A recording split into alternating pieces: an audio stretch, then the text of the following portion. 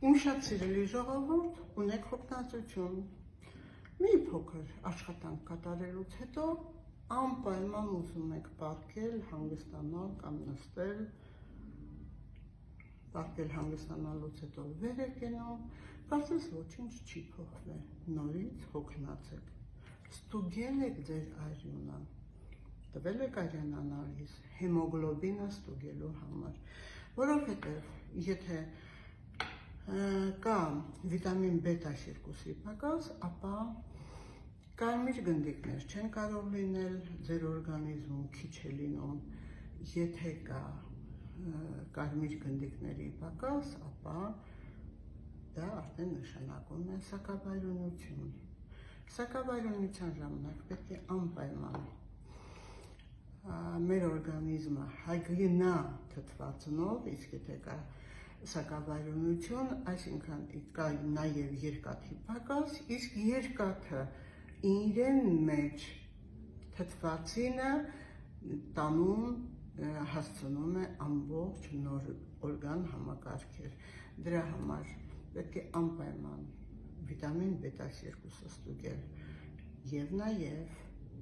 պետք է անպայման վիտամին C ստուգել, որովհետեւ հաճախ մարդիկ ասում են, ունենք սակավայրունություն,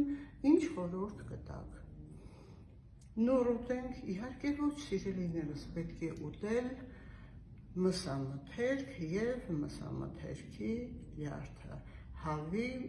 թշնամիսի լյարդ կամ ոչխարի, տավարի եւ այլն։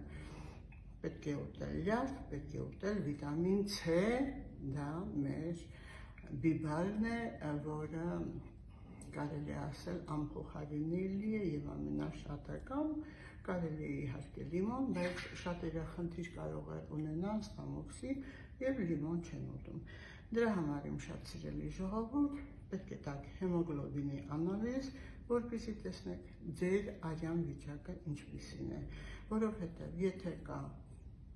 հեմոգլոբինի պակաս, ապա անպայման բժշկի մոտ եւ անպայման բուժում, որովհետեւ բժիշկը կարող է միայն ձեզ օգնել,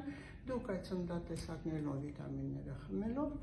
չեք կարող կարգավորել, որովհետեւ պետք է պարզել ինչն է պատճառը, որ չի ներծծվում ձեր օրգանիզմում։ Կարող է լինել հելիկոբակտերը, կարող է լինել շատ հիվանդություններ, որը դուք չգիտեք։ Դրա համար իմ շատ սիրելի ժողովուրդ, դիմում եք բժշկի, որպեսզի չլինի ձեզ մոտ որևիցե խնդիր։ Սիրում եմ ձեզ։